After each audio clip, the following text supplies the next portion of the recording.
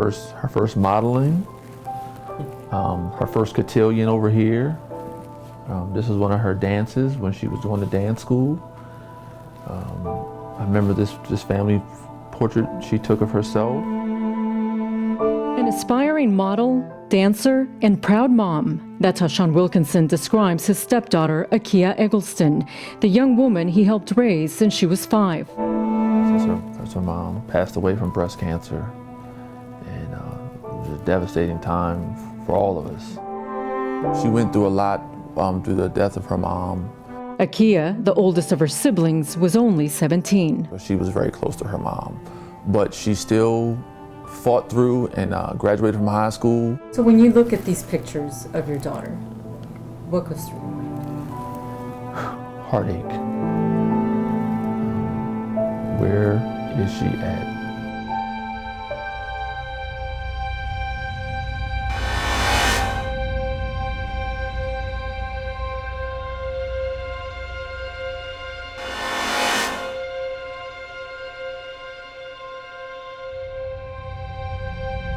Up until the day she vanished on May 3rd, Akia, who was 8 months pregnant with her second child, was living in this townhouse in the Cherry Hill section of South Baltimore.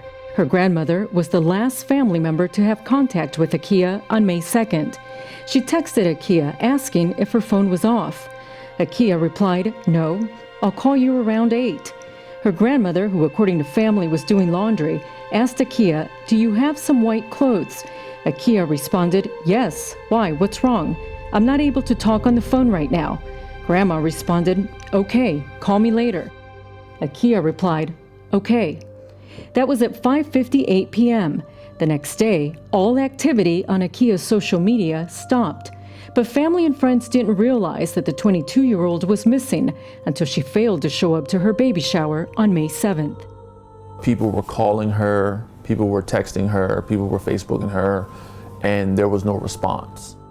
And another thing is she paid for the baby shower. Yeah. She paid for it out of her own money. A lot of money. Yeah. So why would you not show up to an event that you paid for? The family filed a missing persons report. At first, investigators said everything pointed to Akia leaving on her own. We have information about her possibly getting on a bus. And these exclusive surveillance images provided to us by the Baltimore police show Akia at what appears to be a BB&T bank. The pictures, police confirm, are from May 3rd. But after that, nothing, no trace of her anywhere.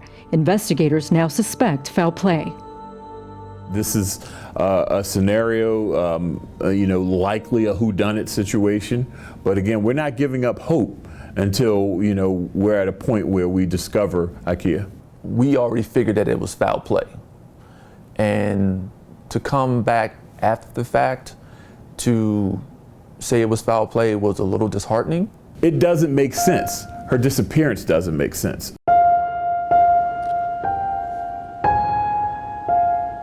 Akia was 35 weeks into a high-risk pregnancy and was supposed to be on bed rest. Even more strange, many of her belongings were moved out of her townhouse and no one knows what happened to them. But most of all, according to those closest to the young mom, it doesn't make any sense that she would abandon her 3-year-old daughter, Emery.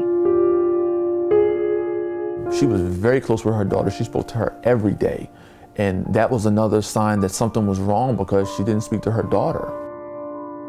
Complicating an already difficult situation, according to Shawn, Akia's family, especially her grandparents and aunt, don't get to see Akia's daughter anymore. I don't know what her daughter's father's doing. I don't know what he's doing. I don't know if they care about if she's found or not. We don't hear from them. For the family, it's been months of not knowing and wondering what happened to Akia and her baby. A lot of us think that she went with someone that she knew. And the toughest question of all, will they ever come home?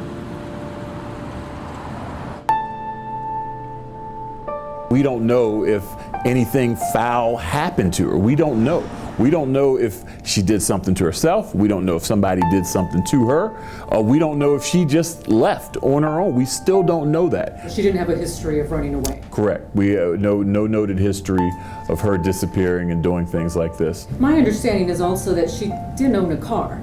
So does it make sense that she would be moving things out on her own, leaving on her own, without a car at 8 months pregnant? We don't have anything that suggests that. We don't have anything that suggests that every single point of this is strictly on her own.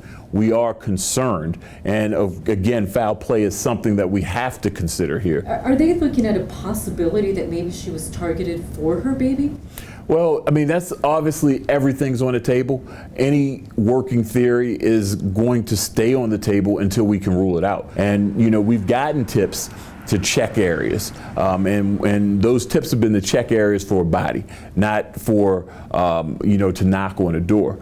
But they've yielded negative results. With that, again, it remains an open case that could eventually have a happy ending. But again, it gets grimmer and grimmer as the days go on.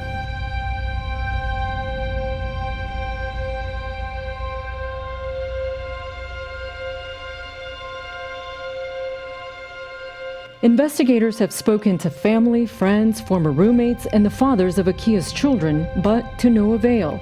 They've also focused on her social media accounts. It's also deeply concerning when it stops, when people that are normally socially active and they just stop. And everyone goes through things and they have problems in life, but to just stop, just disappear, it takes a lot of planning. That takes a lot of discipline. And it's even further complicated when you're talking about somebody who's 8 months pregnant, and not only 8 months pregnant, 8 months pregnant and on bed rest.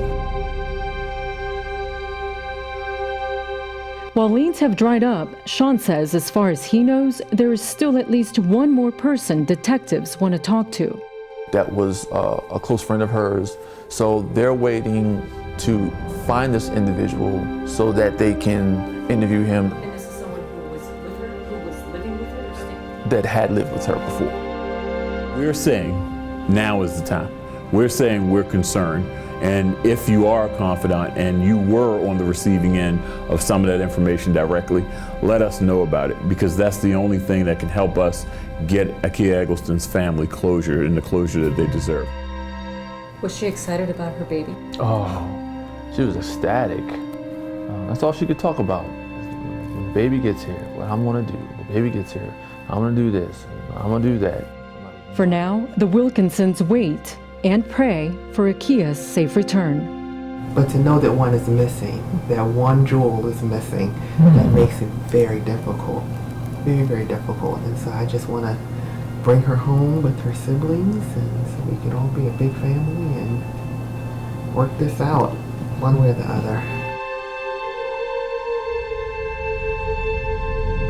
They're also begging the community to come forward with information, and they're asking the media to take another look at Akia's case and help them keep her story alive. If it wasn't for us, her memory would probably die. And that's not right. I don't think that one person deserves more attention than another person, because at the end of the day, someone is still missing that person.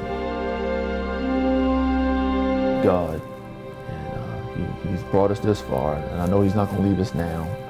And I know that he's going to bring her home, one way or the other, and to give this family some closure, at least to know that she can have peace